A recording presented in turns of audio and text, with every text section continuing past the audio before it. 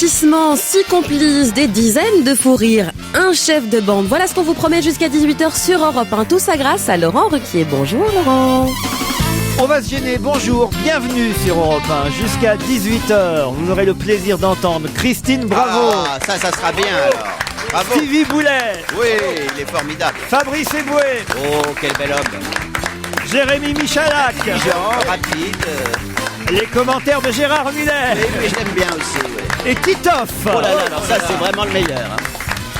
Et merci d'être donc encore plus nombreux à nous écouter, puisque vous le savez, hein, on vous le répète depuis ce matin sur Europe 1, les auditeurs d'Europe sont de plus en plus nombreux pour toutes les émissions dans leur ensemble, mais c'est vrai particulièrement pour la nôtre, plus de 200 000 auditeurs encore en plus par rapport à la dernière vague. 220 000. 220 000. Non, Mais je faisais notre modeste. Oui, mais c'est pas la peine. Quand c'est bien, faut le dire. En plus de ceux de la dernière fois. Quoi. Ah oui, c'est ça. Ils sont toujours plus nombreux. Depuis que t'es revenu d'ailleurs. Mais ces gens-là ont été pris à une autre radio pour laquelle on pourrait peut-être avoir une petite pensée compatissante.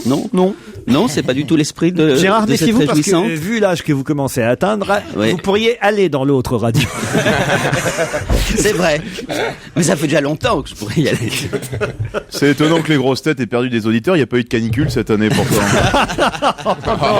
Oh non, écoutez, franchement, Fabrice. Enfin, il y a eu grand froid quand même. C'est vrai ça.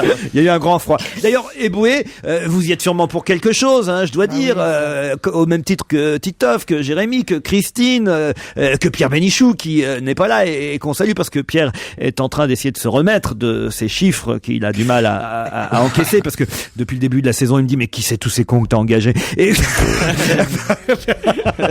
Donc il ne comprend pas, Pierre. Il se dit mais c'est pas possible. Mais voilà, il est aussi évidemment partie intégrante de ce succès, Bénichou, ce qui n'empêche pas les auditeurs de réagir, évidemment, à des propos parfois un peu délicats que nous avons dans cette émission, et particulièrement vous, Eboué. Là, j'ai un auditeur. Robert, peut-être. Non, c'est pas Robert qui dit c'est pas bien ce qu'a dit Boubounet, parce que maintenant Fabrice a aussi son surnom. Oui, Vous avez oui. Joujou et Boubounet.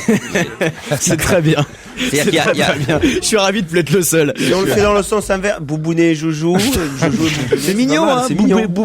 je sais pas si vous voyez, Titoff, Boubounet et Joujou, 200 000 auditeurs de c'est quand même. Je crois que c'est des auditeurs qui ont entre 2 et 4 ans. C'est ça.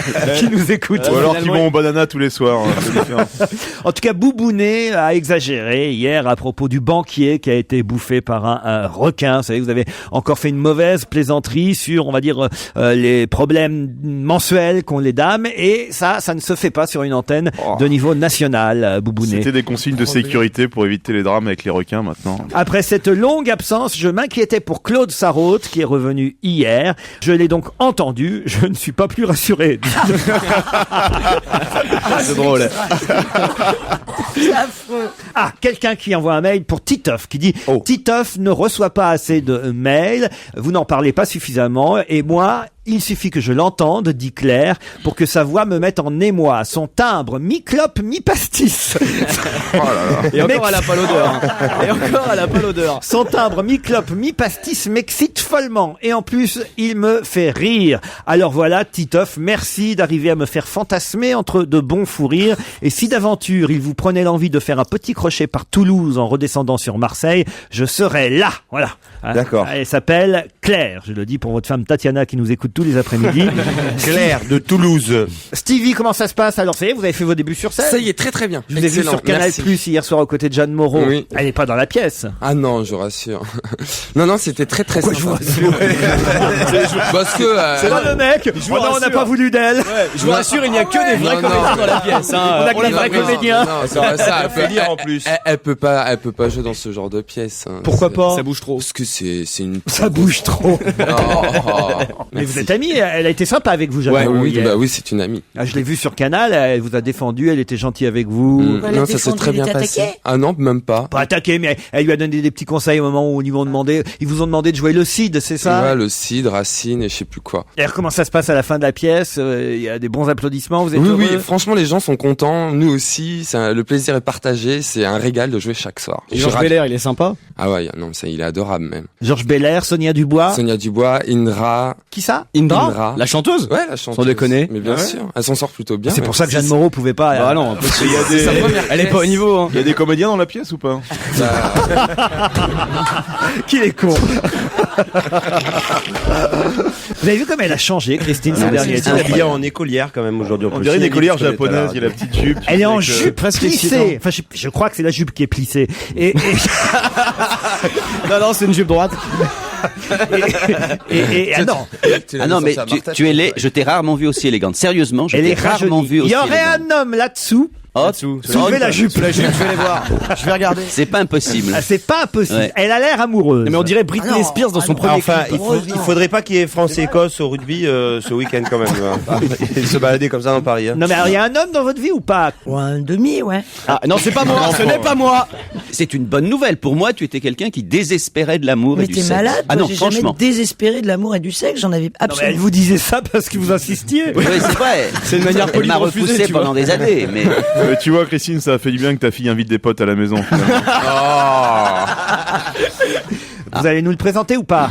Ça va dépendre. Ça va dépendre de Ça va combien de temps le dépendre reste. Si ça dure. Oui, ça va dépendre de combien de temps il va rester, quoi. Il est jeune. Mais enfin, est-ce que je Enfin, vous demande Il finit le travail à 16h30. il sort de l'école. il finit le travail à 16h30. Ce soir, Christine va au concert de Tokyo Hotel. Hein. Il l'invite, mais il doit pas rentrer trop tard. Il a la permission de C'est minuit. pas vrai, c'est un des joueurs de Tokyo Hotel? Est-ce qu'on peut passer à la question?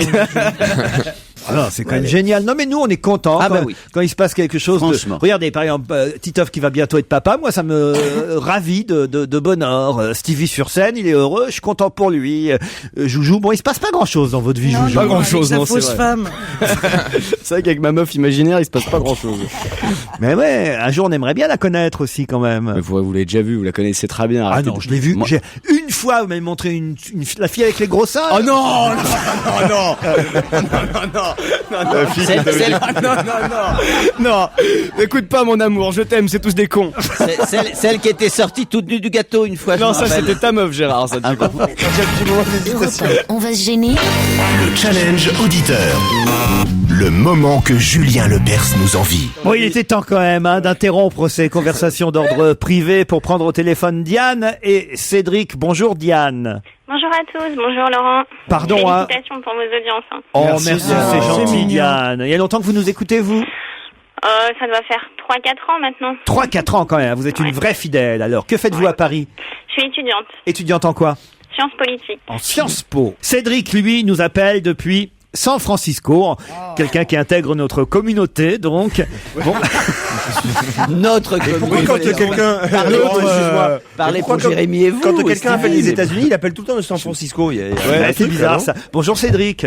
Bonjour Laurent, bonjour à tout le monde. Vous n'êtes Bonjour. pas le premier auditeur, effectivement, qui nous appelle depuis San Francisco. Je sais pas s'il y a une sorte de club là-bas, des auditeurs dont on va se gêner. Vous en avez croisé d'autres qui nous écoutent là-bas?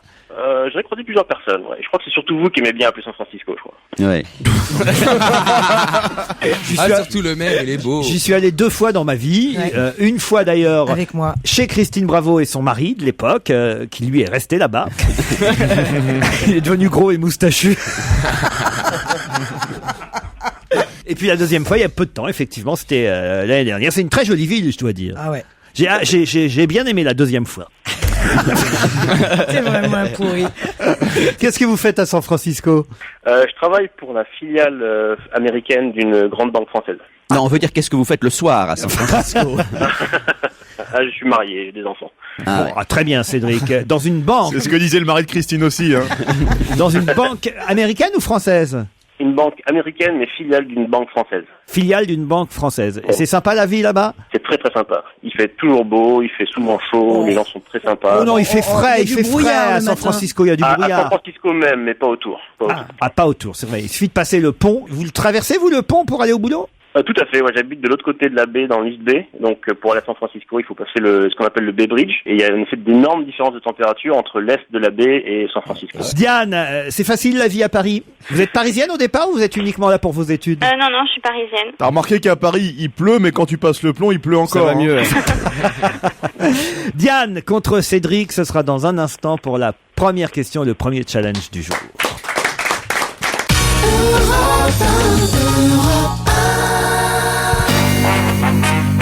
Et qui dit on va gêner sur Europe 1 dit forcément Laurent Ruquier. Prêt pour la question, Diane et Cédric? Il va falloir aller plus vite que les 6 chroniqueurs ici présents. La question, la voici. C'est un ancien directeur de cabinet de Martine Aubry qui, hier, a dû faire quelque chose d'assez désagréable pour lui. Quoi donc? Une intervention médicale? Non. Ah oui, vous avez vu ça que Avec Martine l'œil. Aubry a un problème à un œil. Ouais. Alors, on ne sait pas si quelqu'un lui a tapé dessus, si elle a On eu... se méfie, elle peut finir à l'extrême droite avec ce genre de choses. Non, mais elle a pas l'œil crevé, mais elle a eu peur quand même pour sa rétine et tout. Elle a même dû annuler ses vœux à la presse hier et elle porte, nous dit-on, un bandeau sur l'œil. Oui, je vois que Diane a trouvé peut-être. Est-ce que ça a un rapport avec la SNCF ou les problèmes qu'il y a eu? Oui, alors allez-y. J'ai entendu qu'il devait, pour la concurrence avec la SNCF, quelque chose comme ça. Ah, ça va pas, ça. Qu'est-ce qu'a dû faire hier l'ancien directeur de cabinet de Martine Aubry? Il a dû s'excuser pour les retards à la gare Saint-Lazare. Il a dû s'excuser pour les retards à la gare Saint-Lazare. Bonne réponse de Diane. Effectivement. Car il s'agit de monsieur Pépi, qui, vous le savez, dirige la SNCF. C'était quelqu'un qui était à gauche, qui avait été choisi par Nicolas Sarkozy pour diriger la SNCF. Et c'est un ancien directeur de cabinet de Martine Aubry, monsieur Pépi, on l'a vu aux 20h hier, dire qu'il allait rembourser les usagers de leur carte Navigo et surtout, il a dit que ça ne se renouvellerait plus. Il a voulu s'excuser. Enfin, faut dire que Nicolas Sarkozy, il avait un peu pressé à le faire, quand même. Navigo, c'est la RATP, c'est pas la SNCF. Je crois que c'est sur toute l'île de France, Navigo, Gérard. Quand on ne sait pas, on dit rien. Non, mais ça concerne... Monsieur Pépi, en tout cas, s'est excusé hier au journal de 20h. À la demande du président de la République, qui quand même a dit qu'il fallait pas que ça se renouvelle ce genre de choses. La gare Saint-Lazare fermée pendant quasiment une journée. Gérard, vous défendez quand même les syndicats, j'imagine, dans ces cas-là. Vous en foutez de la gauche aujourd'hui, Mais pas du tout. Je trouve simplement que c'est extraordinaire. On sait pourquoi cette gare a été fermée. C'est un événement exceptionnel. À événement exceptionnel, c'est vrai, fermeture exceptionnelle. Alors à chaque fois, on nous dit que les usagers sont gênés, ce qui est une évidence, mais qu'on arrête d'utiliser le mot otage chaque fois qu'il y a un mouvement de grève. Quand on est fonctionnaire, il y a un droit qui s'appelle le droit de retrait. On a le droit effectivement d'arrêter de travailler sans préavis lorsqu'on considère que la sécurité est en danger. Je savais que j'aurais pas dû vous demander. Mais non, mais je trouve extraordinaire qu'il y ait une sorte d'automaticité de condamnation de tous les mouvements revendicatifs ou de grève. Automatiquement, on dit ah oui, là c'est vraiment pas justifié. Ce conflit a en tout cas permis à Diane de remporter le filet garni, Diane. Bravo, ça fait longtemps. Bravo, Diane. Merci. Ah bah, vous avez l'air contente en plus. Cédric, je suis désolé pour vous, Non, félicitations à Diane. Moi, j'étais même pas au courant qu'il y avait des problèmes à la gare Saint-Lazare. Et puis ils s'en cognent tellement, lui. Ça, c'est normal. À San Francisco, c'est sûr que la gare Saint-Lazare, c'est pas direct. Rien à foutre de la Il y a gare. plusieurs changements, comme dirait l'autre.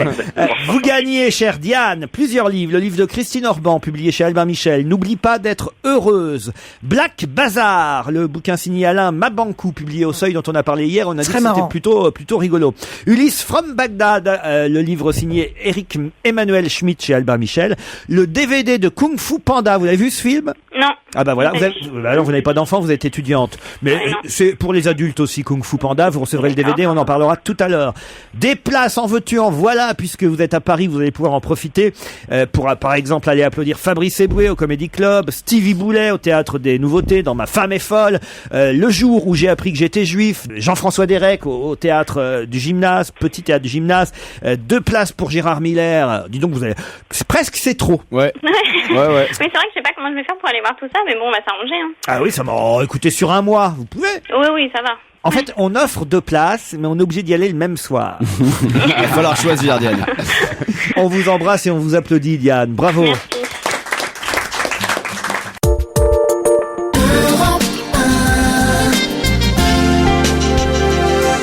Stevie Boulet, Christine Bravo, Fabrice Eboué, Jérémy Joujou Michelak, Gérard Miller et Titoff entourent aujourd'hui Laurent Ruquier.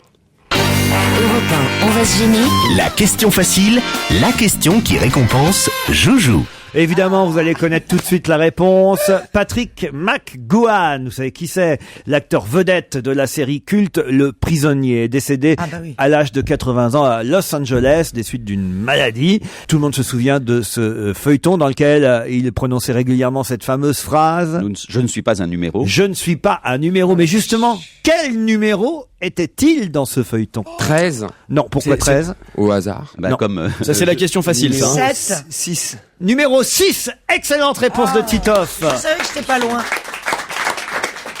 Patrick McGowan était le prisonnier dans seulement 17 épisodes. Hein. C'est un feuilleton qui a pas duré tant que ça, seulement 17 épisodes de ce feuilleton. Enfin, là, c'est l'hécatombe hein, quand même. C'est-à-dire qu'il y a lui qui est mort, il y a le mec qui jouait dans l'île fantastique qui est mort, il y a Derrick qui est mort, il y a un mec qui jouait dans l'homme de fer qui est mort. C'est-à-dire les vieux, ils meurent. Première série. C'est les premières séries télé. Hein. Jamais l'hécatombe est groupé, quoi. Là, si vous prenez, je sais pas moi, par exemple, une série toute récente, par exemple, les gens de Plus belle la vie sont tous vivants encore. En revanche, les téléspectateurs, c'est une autre histoire. Vous parliez d'un autre décédé de série, Michalak, Ricardo Montalban, effectivement. Alors, je sais pas qui c'était. Dans l'île fantastique, est mort, lui, à l'âge de 88 ans. Je me souviens même pas de ce feuilleton, l'île fantastique. C'est là où il y avait l'homme avec de petites tailles, là. Enfin, on dit le nain, je sais que c'est, il y avait le nain comme avec le connu aux États-Unis. C'était ça, l'île fantastique. Tatou. Comment il s'appelait? C'était Tatou son prénom? Bien sûr, c'était Tatou. Vous connaissez toutes les séries Titoff, hein? Un peu. C'est laquelle votre préférée? Six Feet Under. Ou Les Sopranos. C'est bien ça? Six Feet Under, c'est la série la plus culte qui existe parce que au niveau d'écriture, c'est très recherché. Et moi, qui comme beaucoup de gens très peur de la mort, c'est une entreprise familiale de croque-mort. Ouais. Et à partir de là, c'est la vie au quotidien de cette petite famille. C'est réalisé par Francis Huster. Non. C'est la nuit des morts vivants. Dans le Figaro aujourd'hui, c'est la question suivante. Dans le Figaro, on nous donne la liste des 10 romanciers français qui ont vendu le plus de livres en 2008. Alors, il y a Edith Musso. Êtes-vous capable de me donner les 10? Les 10. Ouais. Marc Lévy. Musso. Marc Lévy, c'est le numéro 1. Chatham. Gavalda.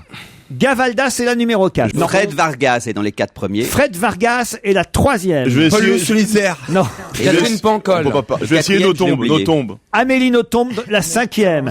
Catherine Pancol, bravo Stevie, est la 6e. Chatham. Maxime. Victor Hugo. Non, parce qu'il y serait peut-être, mais sûr. il s'agit des auteurs vivants. Parce que c'est pas ceux qui ont le plus vendu avec un seul livre. Hein. Ce sont les 10 romanciers français qui ont vendu le plus de livres en 2008, toute édition confondue, c'est-à-dire avec leurs nouveaux livres, leurs anciens, les livres de poche, etc. Jean d'Ormesson. Non, il n'y a pas Houellebecq. d'Ormesson. Non, il n'y a pas Il n'y a Houellebecq. pas Max Gallo. BHL? Non, il n'y a pas BHL. J'ai oublié le. Vous avez Marc Lévy, vous avez Musso, vous avez Vargas, vous avez les 3 premiers, vous avez Gavalda la 4e, Amélie Nothomb la 5e, Pancol la 6e. Il vous manque finalement les 4 derniers. C'est des garçons ou des filles? 7, 8, 9 et 10. 3 garçons, une fille. Christine Angot. Non, non, non, Avec non, Assis. non, non, Avec Assis. non, non, non, non. C'est que des romanciers, ça peut pas être un livre politique. Il y en a un des 4 qui était dans le filet garni tout à l'heure. Hein. Mabankou? Non.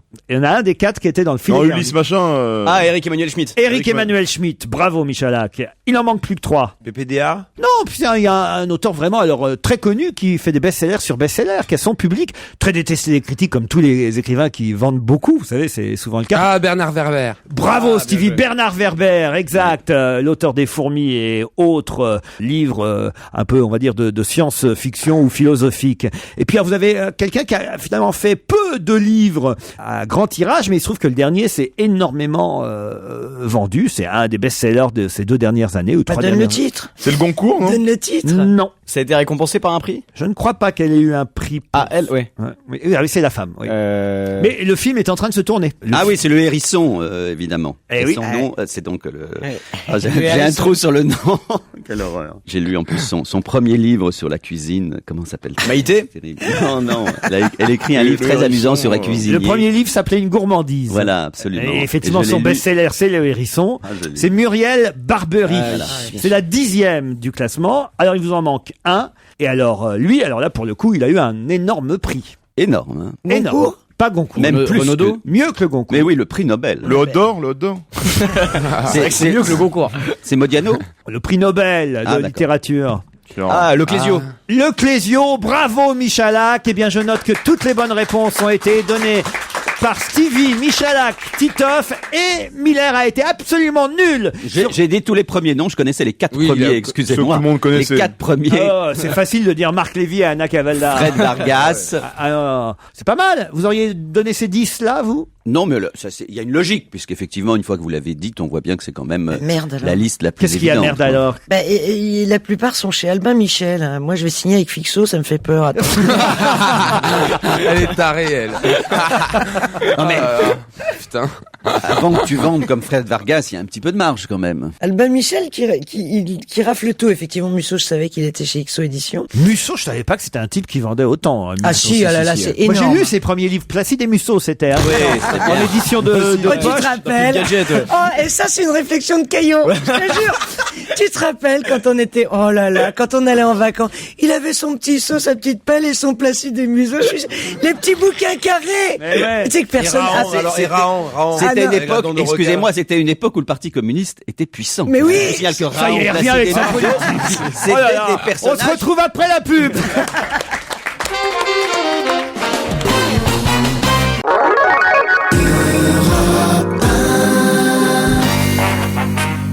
Allez, on continue de jouer avec l'actualité sur Europe 1, tout ça grâce à Laurent Ruquier.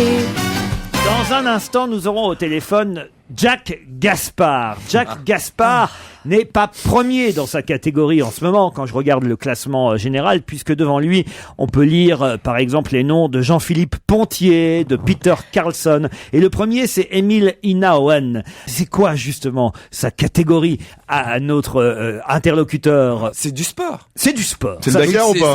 C'est pas le Dakar, et c'est un sport dont on a parlé il y a peu de temps dans cette émission, mais on Le n'avait pas baby-foot. encore réussi Le baby-foot. à joindre un représentant de ce sport au téléphone. Dans le baby-foot, souvenez-vous, on avait même le président de la fédération. Le triathlon. Pas le triathlon non plus. Biathlon. Jack Gaspard, en plus, on a vraiment de la chance de l'avoir au téléphone parce qu'il est quasiment là en pleine compétition. C'est quelqu'un qui se déplace. Ah oui, il se déplace. Il y a des catégories de C'est la poids. moto. Non, non. C'est pas dans le Vendée Globe. C'est pas dans le Le Vendée ski Globe. Il est entre la 9e et la 10e place en ce moment. Ça dépend du combien classement de l'étape ou du classement général. Ah, de l'étape. Ah, il y a du cyclisme. C'est pas du cyclisme. Il peut nous appeler malgré tout. Eh oui, oui, oui, oui. Il peut nous appeler en terre. D'ailleurs, Ah, c'est un mocheur. c'est un La course de chien mocheur. de traîneau. Bien joué. Bonne réponse de Fabrice Eboué. On en a parlé l'autre jour de la 4e grande Odyssée qui est partie d'Avoria et qui va jusqu'en Maurienne à Oh, c'est Val-Sony. dingue. Quoi, qu'est-ce qu'il y a? Non, mais je croyais que t'allais dire Avoria jusqu'au pôle Nord. Et là, tu nous dis, oui, bon, il va faire 200 mètres en... Il a fait Courchevel l'Alpe d'Huez. C'est plus difficile de faire ce sport ici qu'au pôle Nord. Hein. Quand tu arrives sur le goudron, les graviers, tout ça. Le chien est mort. Oui, le traîneau est plus difficile à tirer. Ne vous moquez pas, il y a 800 Non, je me kilomètres. moquais. 800 kilomètres de compète, hein, quand même. N'est-ce pas, Jack Gaspard? Bonjour. Oui, bonjour. C'est 800 kilomètres en tout, c'est ça? Voilà, 800 kilomètres et 25 000 mètres de dénivelé. Voilà. Ah, Donc, d'accord. Et donc vous êtes 10e. alors j'étais 9e hier, là. Voilà, 9e. C'est pas si mal déjà. Ah, Combien de chiens? sur 10 concurrents, c'est pas extraordinaire non plus. Combien de chiens pour tirer votre traîneau? 10 chiens, donc dans un pool de 14, c'est-à-dire qu'on démarre la course avec 14 et chaque jour... Vous en abattez un? Il le bouffe. Il y en a un qui, il nous en mange un par Et jour. votre prénom, c'est Jack, c'est pas Jacques. On est d'accord, Voilà, c'est Jack comme Jack London. voilà, ouais. On est obligé de jouer avec des chiens de traîneau. On peut jouer avec des teckels ou des choses comme ça. Sur cette course, non, ce serait mal vu à mon avis, mais ça s'est fait avec des caniches, ouais, mais en Alaska, oui. Ah oui, et c'est Christophe Ondelat qui les dressait. Un musher, rappelons-le, est un conducteur de traîneau à neige tiré par un attelage de chiens. 10 chiens, moi je pensais que ils étaient 2-3 les chiens en fait seulement. Ah, faut qu'ils soient par nombre pair évidemment. Oui, enfin sur les courses en général, ils sont par terre, quoi. Parce Bon, que si il tu faut- mets, il faut un si peu tu mets un de- nombre Tu tires à impair droite de ou à chiens, gauche, ouais. tu tournes en rond. Tu tournes vois. en cercle, ouais. Est-ce qu'il s'arrête pour pisser de temps en temps? Parce que moi, mon chien, par exemple, quand je le sors, il s'arrête Ah tout ouais. le temps, ces chiens. Ah oui, c'est vrai. Ouais, bah ils sont des animaux, hein. Ils ont, mais bon, c'est vrai qu'ils sont un peu formatés quand même. Et pour, vous, est-ce que pour vous vous courir. arrêtez pour pisser? Il faut qu'ils pissent Non, tous en pas- même temps en plus. On n'a pas le temps, non. Non, Mais non. il y a des étapes, ça veut dire que vous dormez dans des hôtels au fur et à mesure des Ah ouais. étapes ou vous dormez vraiment en plein air dans une... ces igloos. La course, la particularité de la course, elle est entrecoupée donc d'étapes où on est confortablement installé, mais on a des bivouacs assez durs là. Le dernier, il faisait moins 15, moins 17. Les chiens sont dehors surtout, quoi. Hein. Ce sont des huskies, Donc, vos chiens? Non, ce sont des. Alors ils étonnent Non, un ce peu sont les des gens husky- parce qu'ils huskies. ont un look plutôt chien de chasse. Ils sont typés chiens de chasse, sont des chiens dans leur gène qui ont du husky, mais qui sont recroisés, retrempés avec des races de chiens très résistants, très endurants. Quoi. Moi, c'est du pointer. Il y a d'autres éleveurs qui ont d'autres Ouais. mushers qui ont des. Est-ce que vous connaissez Voilà. les noms de vos chiens? Évidemment, oui. Ah oui Alors, bien sûr. Comment il s'appelle, alors, vos 10 chiens?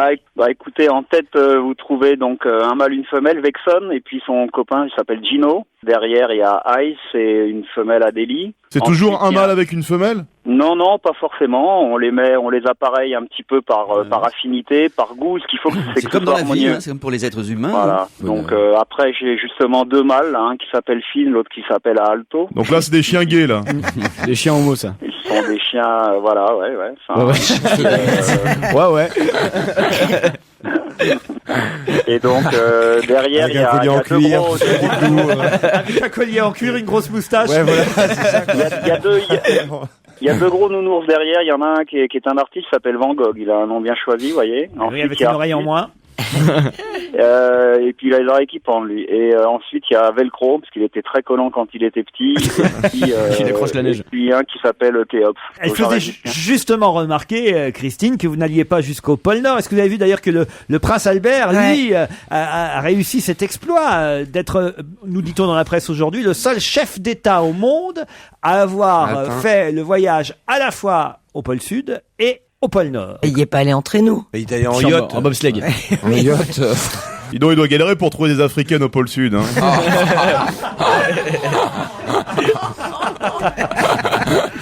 Est-ce que vous avez une chance de remonter sur vos concurrents, monsieur Gaspard? C'est-à-dire l'objectif pour moi cette année, c'est de découvrir la course. Et puis là, faut jouer l'économie, hein, donc...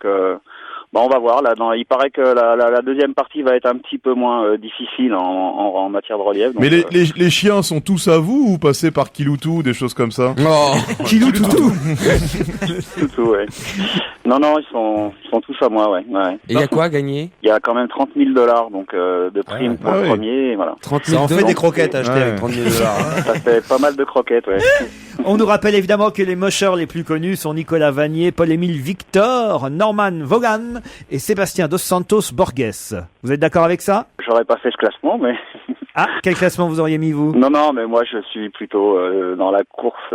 Voilà, donc j'ai les références, c'est Robert Sorli, là, qui est présent sur la Grande Odyssée, donc qui est un musher norvégien qui a gagné 2 fois la Iditarod. Voilà, des gens comme ça, Emily Nauen aussi, un Suisse très très fort, voilà. Donc. On nous précise dans le règlement qu'on ne peut pas changer les chiens pendant la course. Voilà, c'est ça. Donc chaque étape. Mais pourquoi ils ont des couches? Non, c'est en cas de coup de fatigue ou de petits problèmes pour le chien. Donc le règlement impose aux concurrents de charger le chien dans le traîneau. Si par exemple on est sur une étape qui se passe avec un bivouac intermédiaire et que le chien est fatigué, on est tenu donc de le ramener jusqu'au point d'arrivée, quoi. Vous pouvez pas le laisser sur une aire de repos, quoi. Voilà, on peut pas l'abattre sur le. On peut pas l'abattre. Voilà, ce serait mal vu. $30,000. Ce sont des chiens, s'ils n'étaient pas attachés à un traîneau, ils feraient peur si on les croisait dans la rue, non? Ah, pas du tout. Ils sont très très amicaux avec l'homme. Ce sont des chiens très très placides. Et on vous remercie en tout cas, monsieur Jack Gaspard. Vous avez bien fait de prendre un prénom un peu américain, parce que quand on s'appelle Gaspard, ça aide. Et en tout cas, on vous applaudit et on vous encourage à remonter dans le classement. On espère même que vous gagnerez. Et ça nous donne l'occasion de rappeler et de signaler que nous, la semaine prochaine, on sera aussi avec nos chiens dans notre traîneau horaire, 16h, 18h, en direct à l'Alpe d'Huez pour le festival du film d'humour à partir de mardi et jusque vendredi. Et surtout pour échapper à Daniel. Elle va venir. Salut Jack Gaspard. Je vous remercie, au revoir. Ça le fait quand même comme nom. Ah ça. oui. Jack Gaspard. Salut Jack Gaspard. Ouais, Jack Bauer, ça faisait mieux quand même, mais bon, Jack Gaspard, c'est pas mal. Francis Cabrel, Des hommes pareils, c'est le nouveau single extrait de son album qui cartonne tant.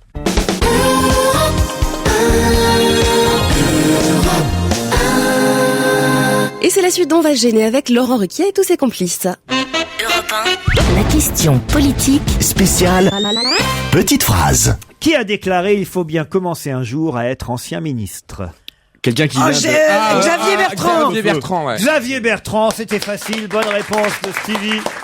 Et Christine, bravo, c'est plutôt drôle d'ailleurs comme phrase. Ouais. Il faut bien commencer un jour à être ancien ministre, l'ex-ministre du Travail, enfin jusqu'à ce soir il est ministre du Travail puisque normalement le remaniement ministériel sera annoncé par un simple communiqué d'ailleurs. Il n'y aura pas un gros effet d'annonce. Et évidemment le plus gros changement c'est la succession de Brice Hortefeux, reprise donc par monsieur Éric Besson qui hérite donc du ministère de l'immigration, l'immigration, de l'intégration, et etc., etc. Et de la trahison, oui. Ah, ça y est. Oh non, on va pas recommencer. Oh non, on va pas Il y a recommencer. prescription. Mais oui, Mais bien c'est quand même sûr. une vraie vacherie que lui fait le président de la République. Ça plus vache, Ça, on c'est peut sûr. pas imaginer. Ah, franchement. Extraordinaire. Est-ce qu'il s'en rend compte, vous croyez? On va pas faire la psychanalyse de bas étage, mais la célèbre phrase de Ségolène Royal, qui connaît Monsieur Besson, ça lui est resté en travers de la gorge, et plus en effet, il est le premier de la classe, plus il est heureux. Mais je pense pas une seconde qu'il regrette ça. Ah non, mais c'est un personnage extraordinaire. C'est vraiment un personnage de roman, quand même, ce type-là. Déjà, avec une vie assez étonnante, avec une famille quand même assez étonnante. C'est lui qui a quand même cette fille génialissime, qui a 14 ans réussi à écrire des best-sellers. Enfin, on l'avait reçu sur le plateau de Laurent il y a quelque temps. Elle était surprenante. Donc c'est quand même une famille très étonnante. Et puis bon, le Grand Bleu. Oui, le Grand Bleu. Taxi. Les succès qu'on connaît, la production moi, il française. m'est pas de ce mec. Hein, il est fort. Il fait de la politique, tu vois. Après, ils sont partis. Nicolas C'est Sarkozy, en incroyable. tout cas, a le piège, évidemment, en le nommant au ministère de l'immigration et de l'intégration. Pour quelqu'un qui était à gauche avant, c'est quand même Ça la fout mal. c'est quand même une belle vacherie. Hein. Cela dit, c'est Oui, aussi... mais cela dit, il peut changer un peu ce ministère. Il peut être plus souple qu'Hortefeux, Oui, par exemple. c'est ça. C'est peut-être pas forcément que négatif. C'est pas un Bien ministère sûr. d'accueil au départ, c'est juste pour virer les gens, donc c'est un peu compliqué. Pas de plus forcément. souple. Avouez quand même que c'est l'ironie du sort que le président de la République C'est vrai, ça c'est ait vrai. choisi comme ministre de l'immigration quelqu'un qui va dire aux étrangers qui viennent chez nous, vous n'avez pas le droit de quitter votre camp pour venir trouver un travail dans un camp adverse. Ouais, d'accord. C'est un peu ce que lui a fait, vous voyez. Et pour répondre aussi à Stevie, qui dit que le ministère n'est pas seulement un ministère de reconduite à la frontière, quand Hortefeux a fait son bilan, il l'a fait uniquement sur les 30 000 virés de France, qui est en plus un chiffre complètement farfelu, parce que si on regarde dans le détail, il y a beaucoup de Roms qui ont été expulsés en bus avec les fameux 200 ou 300 appelez des euros. Roms? Des... Les Roumains. Les Romanichels, comme on Non, disait. Romanichel, Gérard. C'est ça l'origine, en c'est ça fait- l'origine du En terme. fait, vous en voulez à Éric Besson parce que c'est vous qui vouliez le ministère de l'immigration. Et puis la Roumanie fait partie de l'Europe. Et la Roumanie fait partie de l'Europe, donc ces gens peuvent Donc parfaitement maintenant ils revenir. peuvent, oui, non mais ils peuvent tout à fait rester en France aussi. Bah voilà, donc ça c'est sert à rien, ils pas ont ça. quand même dans Les les reconduites à la expulsés. frontière, c'était surtout des personnes qui arrivaient d'Afrique. C'était pas des Européens. Les Européens ont tout à fait le droit de rester en Europe. Non, mais ce qui est quand même terrible dans cette histoire, on peut le dire, c'est comptabiliser comme ça, comme un exploit des gens dont on sait que la plupart, même s'ils ont enfreint la loi française, sont quand même des gens à la fois courageux et malheureux, parce que je trouve qu'ils font un courage incroyable pour du fin fond de l'Afrique arriver jusqu'à nous, qu'on ne traite de ces personnes-là qu'en termes de nombre, comme ça, je trouve ça terrible. Ce sont des hommes, des femmes, des enfants. C'est pour ça que chaque fois, effectivement, qu'à côté de vous... Mais c'est pour ça que c'est courageux de la part d'Éric Besson d'avoir quitté son territoire pour aller sur un autre. c'est ça. Franchement. Oui, oui. Justement, à propos du président de la République, lors de ses vœux le 7 janvier, il a déclaré « J'ai été parlementaire pendant 20 ans ». Vous savez, il était assez dur avec les parlementaires. C'était ses vœux aux députés et aux sénateurs. Et il leur disait qu'il fallait qu'ils travaillent plus, qu'ils bossaient pas assez au Parlement. Et lui, quand même, je sais de quoi je parle, j'ai été parlementaire pendant 20 ans. Alors évidemment, toute la presse a vérifié. Nicolas Sarkozy n'a jamais été parlementaire pendant 20 ans. Au total, il a été député 11 ans et 11 mois. Il a donc menti à l'ensemble des pas bien. parlementaires devant lequel il était. Il a arrondi, il a arrondi. Regarde le Marseillais, lui. Ouais. Il a arrondi. Il trouve ça normal, le 11 ans, il a dit 20. Ça va, tout le monde le fait. Il a bien dit à une époque qu'il mesurait 1m85. Si tu veux. Voilà, Et alors surtout, il leur a reproché aux parlementaires de ne pas avoir assez travaillé, qu'il fallait qu'ils soient plus sur le coup. Alors là, évidemment, la presse, et particulièrement Le Parisien, ce matin, sous la plume de Nathalie Segonde, s'est amusé un petit peu à faire des recherches sur la période, évidemment, de Nicolas Sarkozy, député. Et alors, en fait, ils ont mesuré la totalité de ses interventions. Quand il a parlé à l'Assemblée, en fait, il a parlé au total moins d'1 heure en 12 ans de vie parlementaire. Nicolas Sarkozy. C'est horrible. Et on nous dit que malgré ça, il a eu le culot le 18 octobre 95, quand il était député, de dénoncer dans l'hémicycle les travées vides lorsque des sujets très importants sont évoqués. Il est quand même exceptionnel.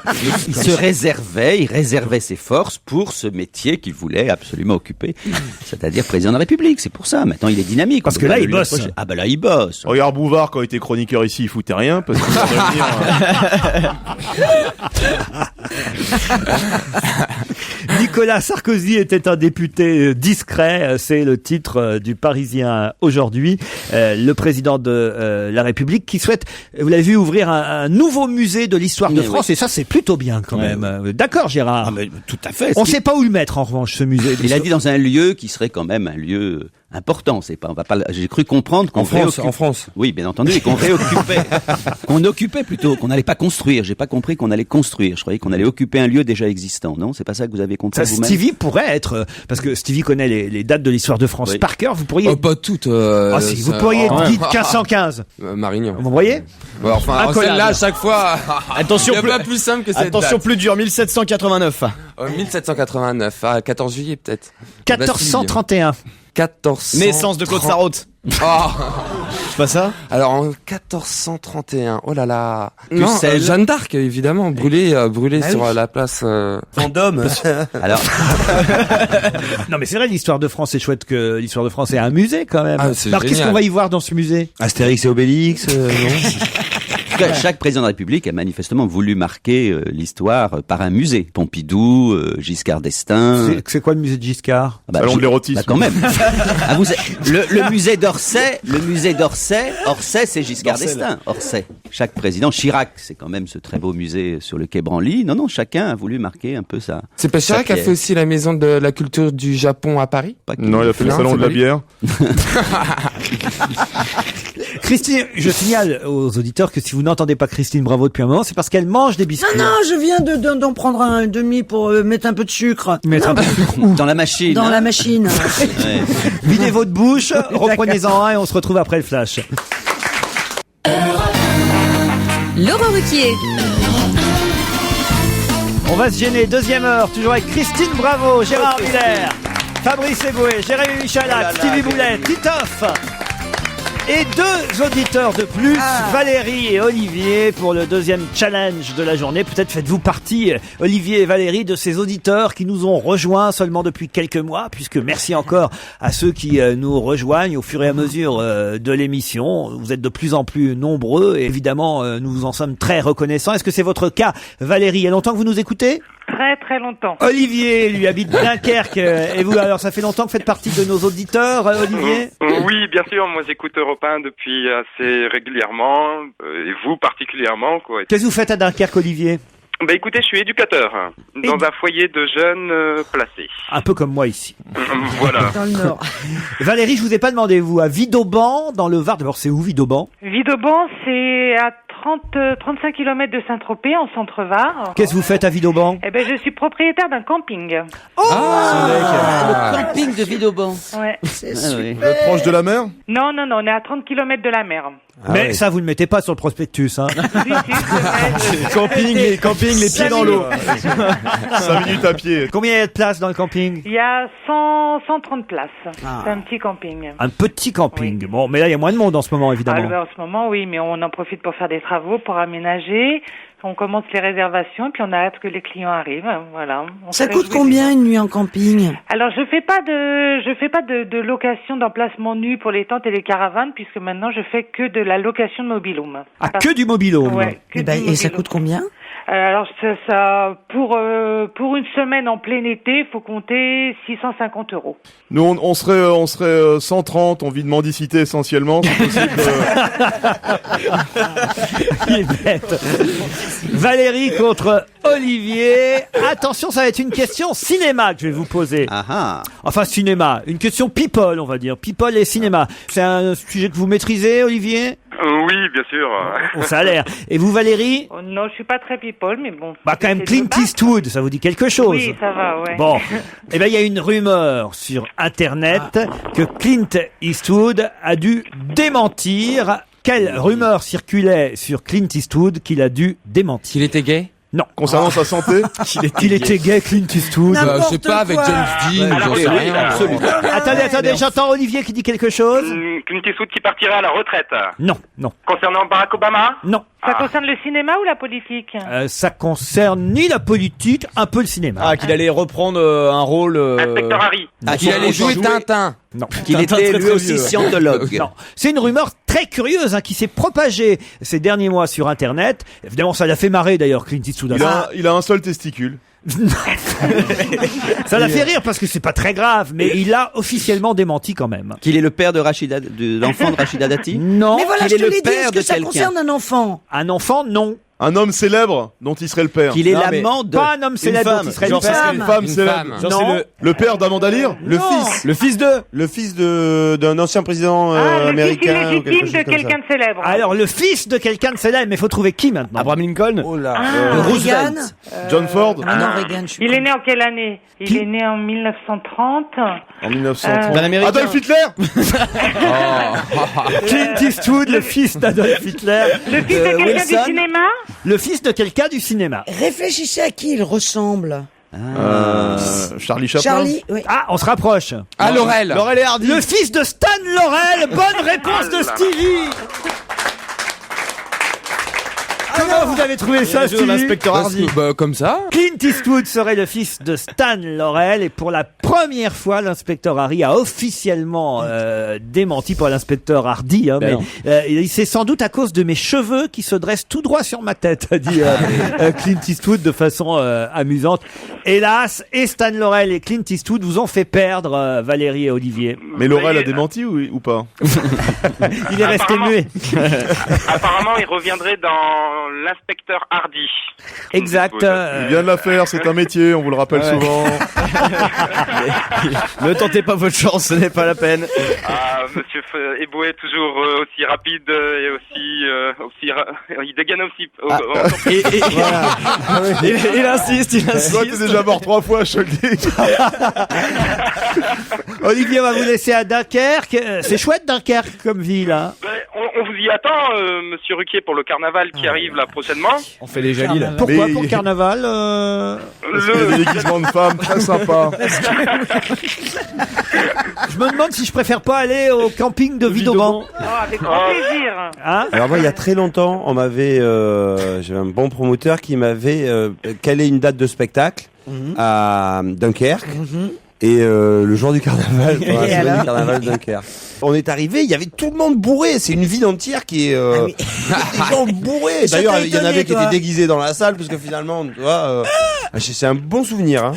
Et à la fin, ils avaient dansé. Alors, il faudrait retrouver. S'il y a un auditeur de Dunkerque qui peut me retrouver, ils avaient tout le monde s'était levé dans le resto et ils avaient dansé une danse. C'est comme là, on Le dirait la maca. Le wouchouchous. Le ouchouchouche. Qu'est-ce que c'est? Et je danse le ouchouchou. J'ai l'impression que c'était d'être dans la 5e dimension. Vous connaissez la chanson, Olivier? Il y a que oui. Oui, il y a plusieurs sortes de chansons. Il y a des chansons traditionnalistes et puis bon, il y a des réécritures, il y a des chansons nouvelles. Et c'est que ça donne quoi alors tu danses le ouchouchouche? Et tu danses le wouchouchous. Hey! Et tu danses le wouchouchous. Et tu danses le wouchouchous. Ça donne Il y a envie. une chorégraphie en même temps. L'éducateur va plus être très crédible, je te le dis. Hein. Et donc, D'ailleurs, monsieur Eboué, je dois vous ramener à 22h au foyer. Hein. tu vois que ça vient le métier. Celle-là, elle est validée. Elle est bonne. On chante aussi au camping à Vidauban? Oui, bien sûr, on chante tout l'été. Ah, qu'est-ce que vous chantez à Vidauban? Patrick Sébastien. Non, pas du tout. C'est pas trop le genre de ma clientèle. C'est pas un camping beauf. Non, Non, Vous, c'est c'est pas, c'est pas des partouzeurs, quoi. non, pas vraiment. Vous c'est do you do Saint-Tropez. Voilà. Do you do Saint-Tropez. Do you do Saint-Tropez. Oui, on a compris. Do you. Ah bah ça va, c'est pas plus répétitif que le chouchouche. Franchement, on vous embrasse l'un et l'autre, Valérie et Olivier, merci.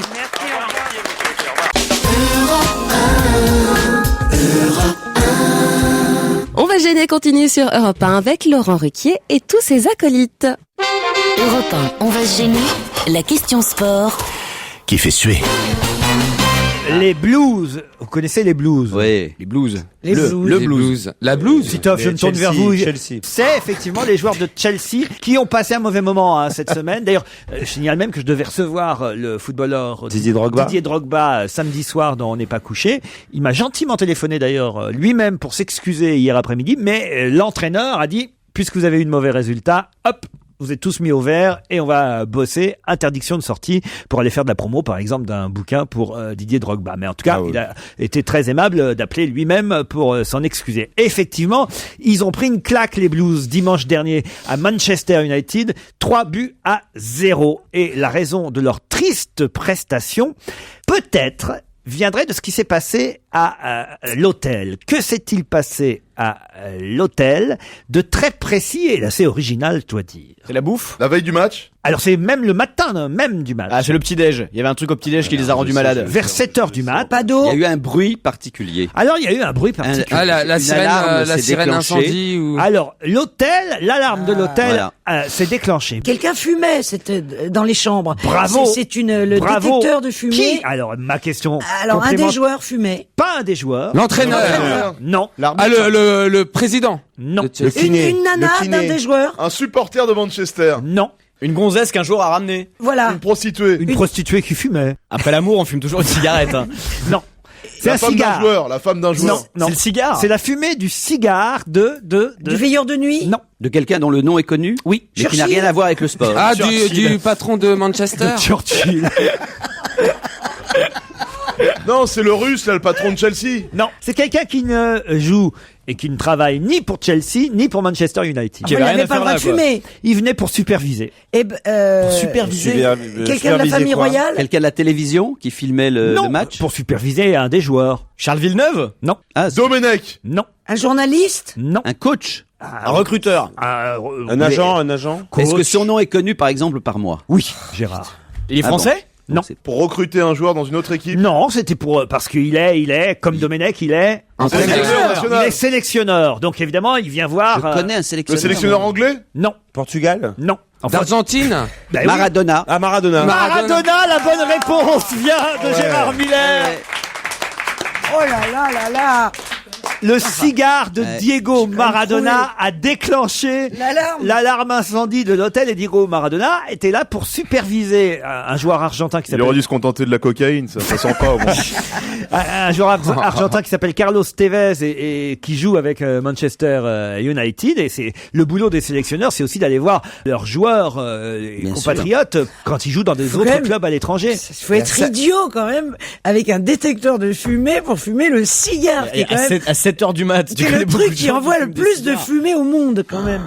Les Blues ont pris une claque et la raison de leur prestation est peut-être toute trouvée, écrivait la presse. Le matin même, ils ont passé près de 40 minutes dans le froid parce que vers 7h du matin, joueurs et staff ont été réveillés par l'alarme incendie de l'hôtel déclenchée par la fumée du cigare d'un certain Diego Maradona. À 7h fumer le cigare. Oui, mais il s'était pas couché. C'est pas, il se réveille pas pour fumer un cigare. Ah ouais, mais à 7h. Oh là là. La laine de phoque. Ah, la laine de phoque. Ça, on sait pas. Hein. Ouais, enfin, oui, on sait pas. Mais... On fait des beaux manteaux avec la laine de phoque. J'ai jamais embrassé un phoque. Enfin bon, Mais non, mais fumer un cigare à 7h du matin, c'est épouvantable. Enfin, un phoque n'a pas forcément mauvaise haleine. Qu'est-ce que oui, vous enfin, c'est savez une expression, je sais pas, comme j'aurais pu dire. On dit un fennec, on dit un chacal. Ah oui, le phoque. Le phoque, ça pue quand même léger. Schneck, fennec. Ah oui, ça sent un peu le poisson quand même. non, le phoque, c'est quand même assez dégueulasse. Moi, j'ai connu des phoques très bien parfumés. Ah ouais, d'accord. Non, C'était une otarie, ça. Alors, ça n'a rien à voir. Ça fait propre un phoque, moi je trouve. Oui, non, mais je dis pas que c'est pas propre. Ça sent un peu. Tu as déjà caressé des phoques parce que c'est doux. T'as déjà senti ta main? Il habite dans le Marais, alors, je vais vous dire. T'as déjà senti ta main? Mais bien après sûr, moi avoir touché un j'adore phoque? caresser les phoques. Il y a des zoos où les phoques sont... Et ça t'a pas dérangé ce que Non, sentait ta je trouve main? ça Mais plutôt- qu'est-ce que tu c'est tout- caresses c'est tout d'habitude? doux, c'est Parce tout que- doux. Bah, c'est comme quand tu caresses une chatte, ça sent le poisson aussi. Gérard, je suis désolé, le ton de cette émission. Oui, je suis. le ton. Non, mais je me disais, comment ont-ils fait pour gagner 220 000 auditeurs? Il n'y a pas de Oh miracle. là là là là. Et moi qui ai dit à mon fiancé d'écouter. Il s'est pété le Laurent genou. s'est c'est le cassé bon Dieu qui t'a fait. la jambe. Et Dieu Oh créa la là là, musique. une alors. vie de Roukmout. Il y a un bouquin à écrire. Ah, il y a un bouquin à écrire. Vis ma vie Tu de veux pas que Roukmout. j'écrive ta vie? Vis ta vie de Roukmout. De quoi? Je vais y aller au Havre. Mais je suis pas un roucoumout, enfin, arrête. Il est pas Routmouk. Il s'en fout de se faire traiter de pouilleux, de caillot, de tout ce que tu veux, Alors, mais pas il veut Roukmout, pas être Roukmout. Bah, c'est vrai, enfin. Peut-être lui, Il il est pas perd deux oreilles. Routmouk. Routmouk, c'est roux. Il est pas roux. T'as jamais été roux. Pardon? T'as jamais été roux. Mais non, enfin, d'où ça sort, ça? Il se teint. Ah non, il a des cheveux T'as dit blancs. qu'il se teint. D'abord, il y a des très jolis roux. Oui, mais faut l'avouer. Attends, lesquels Puis les roux, ils sont... Les roux sont particulièrement virils, c'est ça? Ah oui, oui, Mais oui. d'où ça sort ça encore? Ah bah c'est plutôt connu. Ah oui, le roux est viril. Ah ouais. Qu'est-ce que c'est que cette Ah, histoire Tu regardes, non, c'est Yvette très Horner, connu. elle a un bazar monstrueux. Il est bête, lui. Mais d'où ça sort ça, le roux est viril? Ah bah je sais pas, moi on me l'a toujours dit et puis ça s'est si. confirmé par la suite Ok, aussi. regarde Franck de la personne comme il est viril. Ah non, c'est vrai. Le roux est Il va y viril. avoir un rouquin dans le marais. Non, c'est Avec vrai. un Mais gros, tout le monde, il a un gros enfilé bazar tout le et monde. depuis, Non, oh là là, alors les roues, tu vois. Il y en a un, tu vois, il doit y en avoir un dans le marais.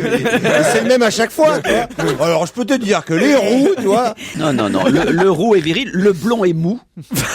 Et le brun est assez rapide, hein, comme ça. Non, je suis d'accord. Donc en fait, vous connaissez les phoques et les rouquins. Non mais qui vous avez connu comme roux, sérieusement? File-lui le numéro de téléphone qu'on n'en parle plus. C'était à Londres. Ah oui. Le prince arrive. Le prince arrive. C'est pas pareil. Si tu vas sur leur terre, c'est différent. Tu vas sur leur terre. C'est différent. Il est Effectivement, en parti au Écosse, pays. il y a des Et on roues, quoi. l'appelait bien sûr Ginger. Voilà. Ginger. Ouais. Ah oui, je me rappelle de ton roux. Oui, non, ça c'est un autre. Ah oui, t'en as eu deux. T'as eu deux J'en ai roues. eu deux roues. Tu peux pas fermer ta Tu t'en gueule, t'as mais rappelais c'est pas de ce terrible. roux-là. Donc, ah ouais, vous êtes monté sur deux roues. Et Gérard, il est monté Sans sur... sel, mais c'était sans sel. Sans sel. Oh, vous êtes fada quoi. Non, on dit au burn. Francis Cabrel, il est un peu rouquin. Ah bah il est carrément rouquin même. Brice Hortefeux, il est roux. C'est pour ça qu'il aime pas les noirs. Brice Hortefeux, c'est la concurrence.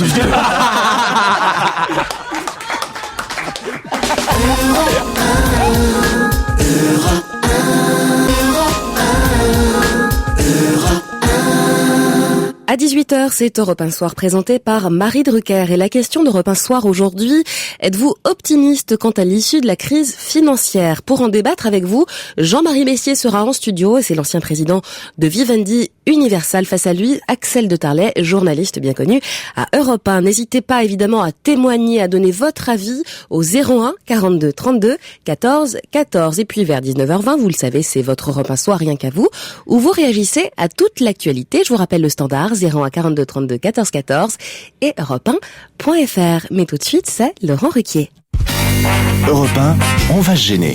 Dorémy Fassi, Liado. Bonjour Serge. Bonjour Laurent, bonjour à tous. Salut Serge. Salut Serge. Avant de passer tout de suite au jeu du poète-poète, j'aimerais revenir, car cette émission a un certain niveau, il faut le dire. C'est sûr. Avant de passer au jeu du poète-poète, j'aimerais revenir sur votre liste d'anniversaire d'hier, puisque vous avez commis une grave erreur, Jean-Louis. Ah oui, On peut la deviner. Jean-Louis me signale, et c'est un scandale, il s'insurge même, notre auditeur Jean-Louis, contre vous, que lors du blind test d'hier, vous avez fait passer Lio pour Elie Medeiros, car il s'agissait bien, toi, mon toi, d'une chanson d'Elie Medeiros, mais la version que vous avez proposée hier était une réinterprétation par Lio. Donc on avait la bonne On avait bon. Ah, On avait écoutez, ça prouve qu'il y en a qui ont de l'oreille, c'est bien. Moi, j'avais même pas remarqué. Comment a-t-il pu faire cette erreur, lui, un professionnel que je considérais comme un dieu vivant sur terre de la connaissance musicale? Mon cœur est déception et colère, car mon héros m'a déçu. T'as vraiment une oreille de phoque, hein, Serge. Ah, écoute. Qu'il soit brûlé en place publique, torturé des tympans, ou que son salaire mirobolant au passage soit diminué de moitié, me dit Jean-Louis. Bon, bah, écoutez, c'est bien. En même temps, il y a quelques compliments à la clé, ça fait plaisir. Revenons à notre jeu du poète-poète. Un mot à trouver, qui se cache derrière poète-poète.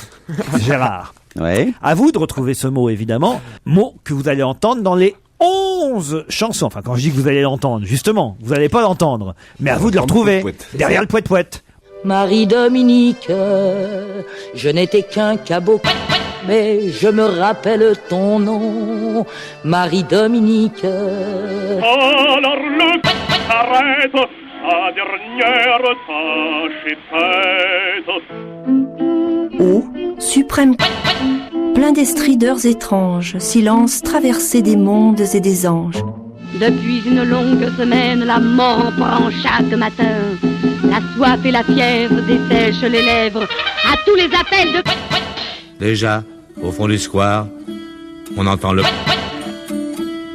Le jardin va fermer. Il faut les rassembler c'est le moment de bien donner. La marche en avant, la marche en avant. Le tambour n'a jamais fait de musique. Le tambour n'a jamais parlé d'amour. Agathe se souvient, sourit mélancolique. Il lui tenait la main devant le grand portique. À l'appel du son amour l'a quitté. C'était les manœuvres de printemps qui commençaient, drapeau flottant, marche forcée comme annoncé à grands coups de... Et le est bouché. Ça y est, je l'ai débouché. Bravo César. Oui, mais j'ai fait péter les bretelles. Tous les dimanches à l'heure des tièdes érections, c'est l'air de la Lali qui lui sort du pauvre con. Quel mot se cache derrière le poète-poète de Serge Liado? Facile. Attendez, si vous savez, Gérard, pour l'instant, ne dites rien. Stevie, non? Ah non, c'est super dur. Titoff? Je le sais, mais je préfère pas le dire. Christine? Bah oui. Jérémy? Non. Joujou n'a pas trouvé. On est dans une sémantique martiale, bien entendu. Boubounet, voilà, il a oui. trouvé Boubounet? Oui, il a trouvé. Ouais, Gérard, je t'en prie. Le clairon. Le clairon, Ouais, ouais. bonne réponse. Bravo, Gérard Miller. Il devait connaître un des poèmes, Gérard. Ah oui, oui. Moi, j'avais la trompette qui marchait aussi, de toute façon. Oui, mais ça rimait pas. Ça arrivait pas, oui. Le clairon rime mieux avec nation, avec légion, par exemple. N'est pas un clairon dont vous pourriez nous jouer, là, Serge? Non, même en soufflant dans ma guitare, ça m'étonnerait que je tienne des sons de cuivre. Comment tu t'es dit, Serge, que le mot mystère, ça allait être le clairon? Moi, ce que j'aimerais, c'est que Serge, un jour, derrière le mot poète-poète, mette le mot poète-poète. Ouais. Et justement, et j'ai cherché, mais il y a très peu de chansons qui comprennent le mot poète-poète. Elle me À part fait celle de... poète-poète. Voilà, c'est la seule.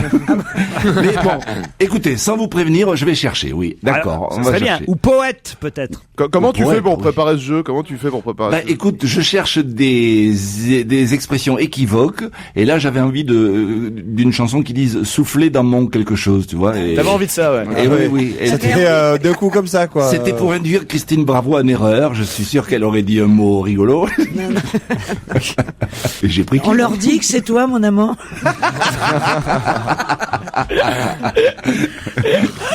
Qu'est-ce qui était à l'eau C'est pas espagnol? possible. C'est pas possible. Que quoi? Il est marié, il est Oui, je il sais est pas, marié, il est pédé. Écoute, c'est honnêtement, viril. vu le rire, Elle est non, de la je pense que... paroisse. Non, C'est de la paroisse. je suis roux. Dessous les bras. Revenons sur les déclarations de Nicolas Sarkozy qui avait comparé son prédécesseur à un roi feignant, allusion directe au président Chirac, au point même qu'Alain Juppé, d'ailleurs sur son blog cette semaine, le maire de Bordeaux, répondu au président Sarkozy, indirectement, mais il écrit sur son blog, Alain Juppé, quel que soit le niveau de responsabilité, on ne peut parfois résister à la tentation d'un bon mot, même quand il est injuste, inélégant et surtout inutile. Et paf, ça c'est pour le président. Et évidemment, d'autres députés socialistes, ceux-là, se sont amusés, on en a parlé tout à l'heure, à rechercher dans la carrière de parlementaire de Nicolas Sarkozy si lui avait été un gros travailleur à l'Assemblée. Et effectivement, certains ont dit, il y a peut-être eu des présidents feignants, mais il y a eu aussi des parlementaires feignants. C'est l'objet de votre chanson. S'adressant aux parlementaires lors de ses vœux la semaine dernière, notre ineffable président, aux députés et sénateurs, a fait un portrait peu flatteur de l'un de ses prédécesseurs, qu'il comparait au roi feignant en traitant perfidement les autres feignants. Il veut faire croire sûrement que lui bosse tout le temps. Lui qui affirme maintenant avoir été pendant 20 ans le député des Hauts-de-Seine, l'a été en réalité seulement 12 ans et si discret qu'il ne s'y est guère illustré. Parlant en tout 1 heure à peine, être payé à plein temps pour parler si rarement, ça prouve assurément que son silence est d'argent. Le feignant, répondent les députés, c'est sûrement celui qui dit qui est. Et puis c'est tout. Belle chute, merci Serge, à demain. Merci.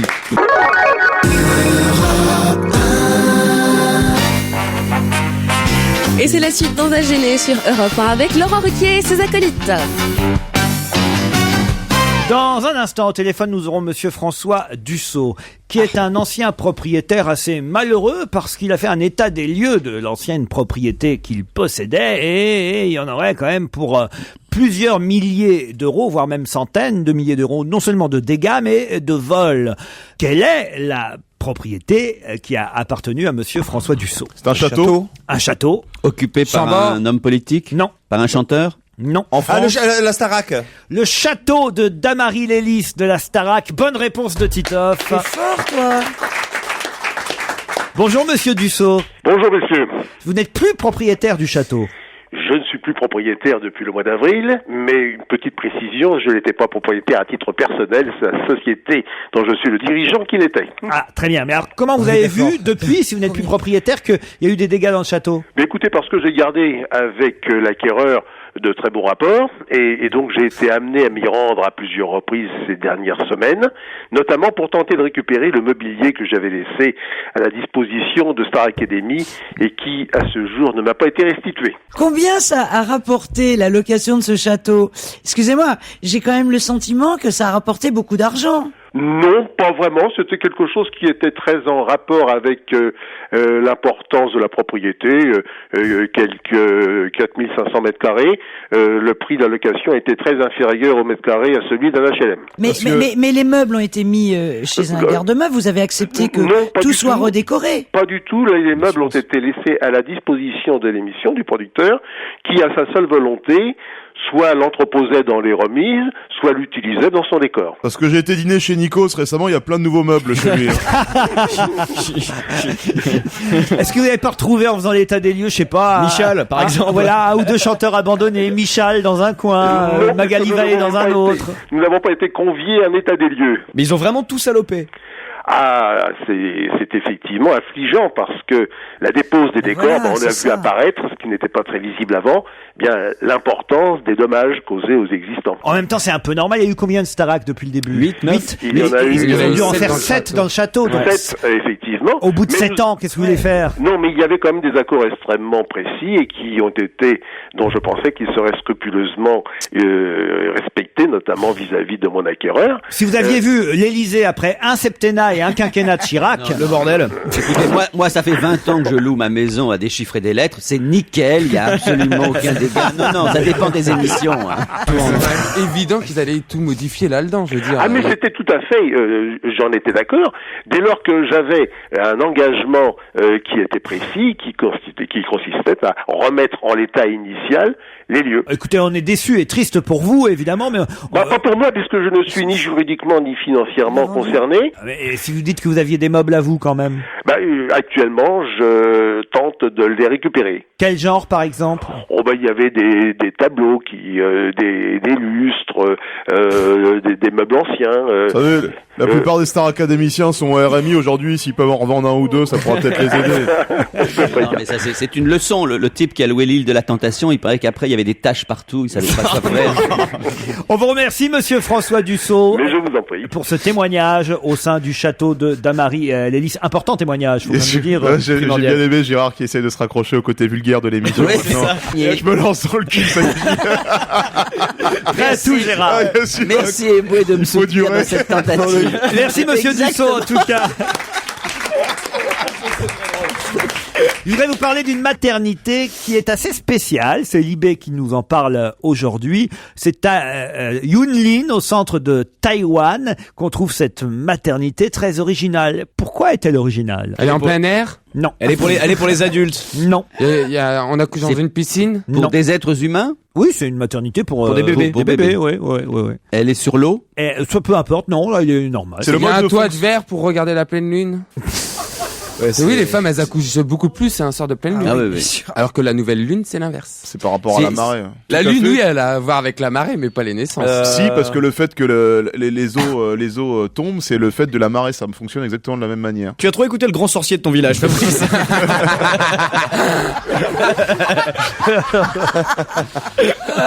Qu'est-ce que c'est raciste, c'est scandaleux.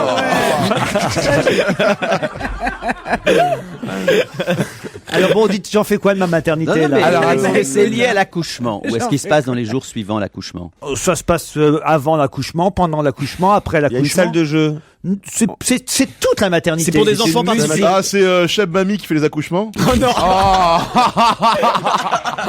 Avec son aiguille à tricoter. Il y a de la musique. Oh oui, de la musique de Cheb Mami. Non, il y a des enfants. Ah bah oui, ça oui. Non, mais il y a des enfants qui toute la famille peut assister à l'accouchement. Non, c'est une maternité pour milliardaires. C'est plus dans la déco de la maternité. Dans la déco. Ah, tout est rose. C'est décoré avec les meubles de la Starac. Ah, c'est vrai que c'est assez rose quand même. Hein. Ah, c'est que en sucre. C'est une maternité. Ça évoque le ventre. Écoute tes fantasmes, Stevie. Ça suffit. Maternité en sucre. Pour les enfants diabétiques. Ça évoque un lieu particulier. Non. Le décor évoque, je ne sais pas, le ventre maternel. Non, c'est peut-être une marque. Non, mais le papier peint, les uniformes du personnel, les lits, les tototes, les couches. C'est Hello Kitty. Tout est Hello Kitty. Bonne réponse de Gérard Miller. Ah ben forcément. Hello Kitty, la petite chatte préférée des petites filles. Voilà la petite chatte Hello Kitty.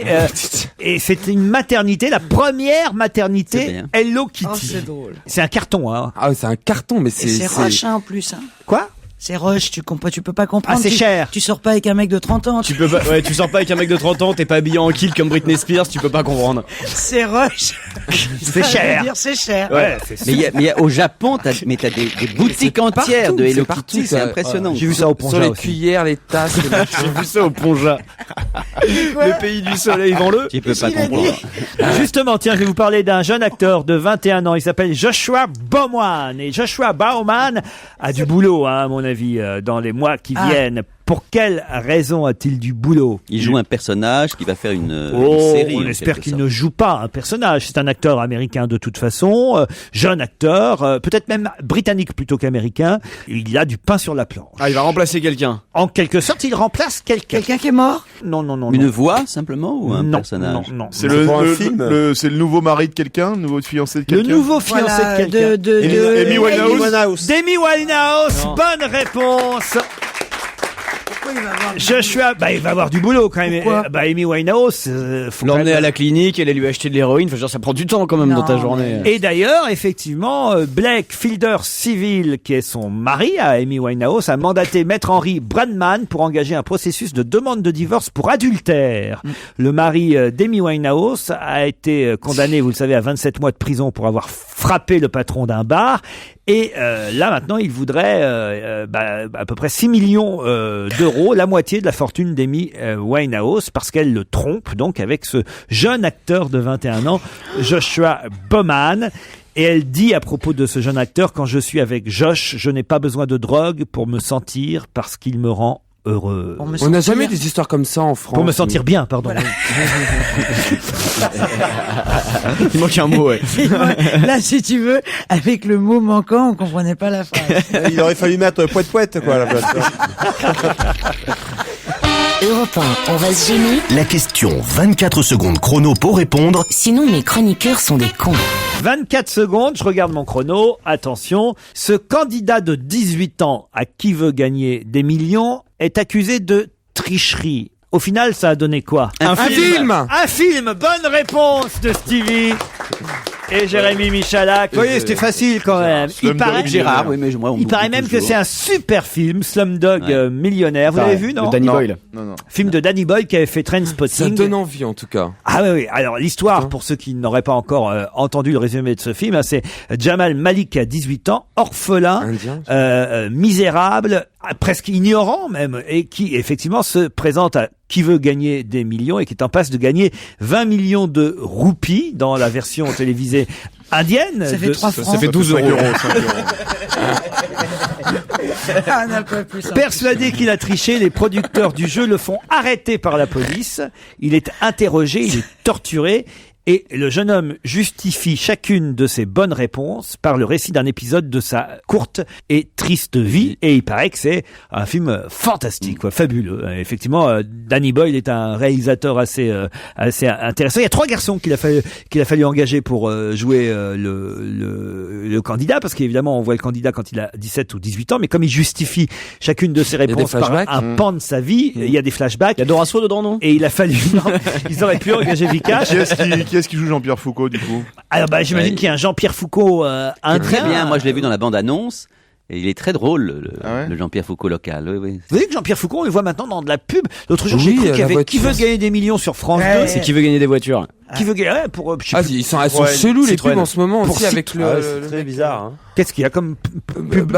Il y a une pub pour un téléphone, je crois que c'est neuf. Je sais pas si tu l'as vu, Jérémy. C'est un nouvel opérateur, non, c'est pas ça? Ouais, c'est Simio. Qu'est-ce que c'est mais c'est quelqu'un qui est trisomique, qui a le chromosome 21 et ça dure comme ça pendant 3 minutes. Je veux dire, tout le monde a le chromosome 21. Le problème, c'est qu'il y en a un de plus. Oui, enfin, nous, on a 21 chromosomes. C'est quelqu'un qui a le chromosome. Enfin bref.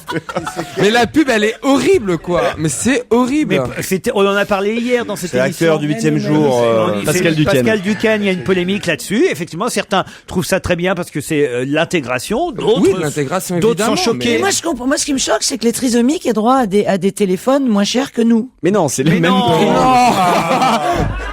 C'est justement, c'est ça l'idée de la pub. Alors, vous êtes aussi con que Claude Sarraute, hein. En tout cas, revenons à Slumdog Millionnaire, parce que c'est un film qu'il faut aller voir. Vous êtes d'accord, Gérard? Ah oui, tout à fait. Qui veut gagner des millions? Vous avez fait déjà, vous, qui veut gagner des millions? Jamais. Vous avez jamais joué? Non, Stevie? Je suis jamais invité sur TF1, moi. Je sais pas pourquoi. Ouais, c'est bizarre, tiens. Faut pas y aller, ils nous font perdre quand on vient de France 2. Je vous signale d'ailleurs qu'on est bientôt invités sur TF1 tous pour faire le grand concours des animateurs. C'est pas vrai. Pourquoi tous? Pourquoi tous? Tous parce qu'ils ont demandé à ce que ce soit toute l'équipe de la radio qui vienne, en fait, voilà. Et Je sais pas, je fais réfléchir. Ça sent un peu la connerie, cette histoire. Ah non, mais je vous jure que c'est vrai. Sandek. C'est Sandek, oui. C'est-à-dire que comme il y a eu le grand concours des animateurs spécial grosses têtes, comme il y a eu le grand concours il y aura un grand concours des animateurs spécial, ce qu'ils appellent bande à Ruquier, voilà, avec Gérard. Peut-être vous serez invité sur TF1 pour la première fois. Super, c'est payé combien? Je devance Christine sur la question. De toute façon, sinon, ça sera sans moi. On verra donc pas Christine Bravo et Pierre Bénichou. Pierre Bénichou non plus. Moi, j'ai le souvenir, je corrige, j'ai été une fois invité sur TF1 dans une émission de Daniela Lombroso, une émission plutôt d'humour, et je vous assure que c'est vrai, tout ce que j'ai dit, mais sans exception, y compris bonjour et au revoir, a été coupé. Et donc, on me voit, et les gens me disent, mais tu n'as pas du tout parlé, qu'est-ce qui s'est passé? T'étais malade ce jour-là. Tout ce que j'ai dit était coupé, je suppose que mon humour ne collait pas. Mais donc, ça aussi, hein, ça le sera. J'attendais. Calogero, il est toujours en apesanteur, faut que quelqu'un le décroche.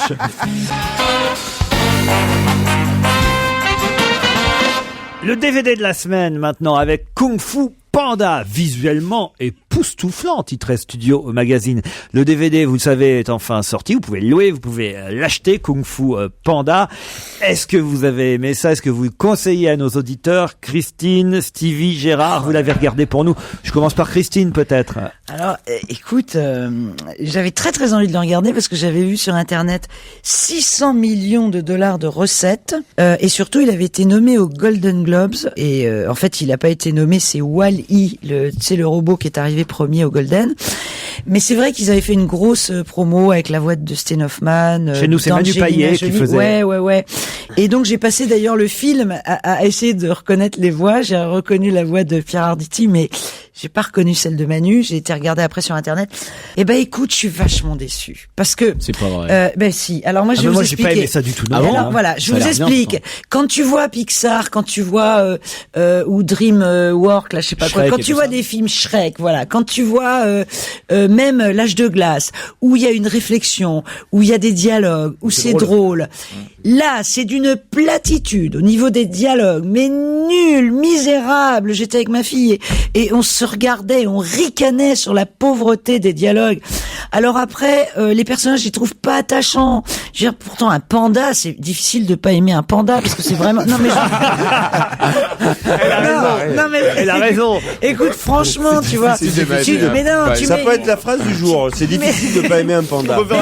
C'est comme un pendu d'ailleurs. Mais non, mais attends, tu vois, il y a deux animaux irrésistibles, c'est le koala et le panda. Donc tu les mets n'importe où, tu fonds. Celui-là, il a des dents. Quand il sourit, il a l'air con. Enfin, il fait du kung-fu, hein. Écoute, alors je l'ai pas aimé. Je l'ai pas trouvé sympa. La panthère, je m'en fous. Vous êtes vraiment l'anti Chantal Goya, vous. Hein. Ah non, mais attends. Et en plus, le kung-fu, ça me gave. Pas de kung-fu panda pour Christine Bravo. Stevie? Je l'ai regardé. Hein. Ben moi j'ai regardé, bon ça se regarde quand même, c'est un dessin animé, mais bon, moi je regrette vraiment l'époque des dessins animés, Blanche-Neige et les 7 nains, Bambi, c'est marrant. Mais non, mais c'est con, mais c'était des super beaux dessins animés. Non, mais même Regarde, Madagascar était génial. Non, mais même les anciens dessins animés, Peter Pan et tout, c'était des dessins animés qui étaient super bien. On est même plus capable de refaire des dessins animés pareils. Oh si. Non. Mais dis pas de conneries, l'âge de glace. Anastasia qui était un peu bien, mais bon. Mais l'âge de glace. Oui, mais c'est pas pareil. C'est pas pareil. C'est plus des dessins animés. Lui, il veut des dessins animés classiques. Voilà, des vrais dessins animés. Je suis pas fan. Si, j'aimais bien Chicken Run, par exemple. Ça, c'est des nouveaux dessins animés. Mais c'est vrai que Kung Fu Panda, l'histoire, il y a pas tellement d'histoire. Non, mais c'est très décevant. Gérard. Alors, c'est donc le pitch. C'est donc l'histoire d'un petit panda boulimique qui est fasciné par le kung-fu et qui va, par un concours de circonstances dont je vous laisse découvrir la surprise, être choisi pour être le champion qui va nous débarrasser du mal. Et donc on assiste à tout son entraînement. C'est très très mauvais, c'est très ennuyeux. C'est vrai que c'est décevant. Alors moi, il faut dire que chez moi, comme j'ai ma petite fille qui habite actuellement chez moi avec sa mère, j'ai donc en permanence des dessins animés. Chaque fois que je rentre dans le salon, il y a des dessins animés qui passent. C'est vrai que celui-là, je l'ai gardé pour le lui passer. Je doute qu'à 3 ou 4 ans, elle aime ça, parce que c'est vrai que c'est étonnant à quel point c'est raté. Et puis deux oies qui accouchent d'un panda. Vous êtes quand même complètement débile. Oh oui, et puis c'est pas possible. Un panda dont le papa est une oie. Ben non, mais un dessin animé où les gens parlent, c'est pas possible non plus. Un panda qui fait du kung-fu. Tu vois, c'est pas possible non plus. Si, ça c'est possible. Parce que les gens différents n'ont pas le droit d'avoir des enfants. Non, mais... c'est ça que vous voulez dire. Cela étant, il faut quand même qu'il y ait une explication à ce succès, parce que c'est arrivé avec un buzz formidable. Et pourquoi alors? Je ne sais pas. Tous les autres dessins animés qu'on a cités, de Chicken Run à Wall-E, etc., on a aimé. Ah, mais oui. Et c'était donc... Wall-E, j'ai commencé à regarder dans l'avion. C'est très bien, Wall-E. Je m'embêtais. Je m'embêtais un peu. Ouais, mais dans tout est chiant dans l'avion. Pas dans en fait. l'avion. Contrairement à ce qu'on imagine, ah non, c'est pas vrai. C'est un certain type de comédie qui fonctionne dans l'avion. J'ai vu dans l'avion le premier jour du reste de ta vie, c'est formidable. Oui, oui. Mais parce qu'il y a un certain type de comédie qui marche, comme par exemple Wall-E. Je suis sûr qu'il faut le voir dans une grande salle avec l'ambiance. C'est quand même un très joli film, Wall-E. Bon, je suis déçu. Vous n'avez pas aimé. C'est nul. En même temps, j'en étais sûr parce que moi, j'avais pas aimé non plus. Je me suis dit tiens, ils vont se faire chier. Mais tu l'as regardé juste. Non mais attends, tu l'as regardé? Je l'ai regardé dans l'avion. Mais ce qui est amusant, ce qu'il faut dire, c'est qu'au début du film, on commence par un dessin animé. Je fais des très longs voyages. Oui. Ce mec-là va jamais au cinéma, mais est tout le temps dans l'avion. Et vous avez remarqué qu'on commence au début par un dessin animé, on se dit qu'est-ce qu'il est mauvais, etc. Et en fait, c'est le rêve du personnage du dessin animé. Alors après, on est un peu content de voir d'autres images qui sont un peu plus réussies. Le début, ça fait peur quand même. Le début, mais c'est pas réussi quand même. Gardez le DVD, vous allez pouvoir le regarder avec votre nouveau fiancé quand même. Christine. Quand il sortira de l'école tout à l'heure. Il devrait aimer. Attends, là, il révise son bac pour le moment. Il est collé jusqu'à 18h, là, il viendra qu'après. Allez, on se retrouve demain à 16h. Merci à tous. Et merci à vous, surtout à demain, c'était Laurent Ruquier. Retrouvez toute Europe 1 sur europe1.fr.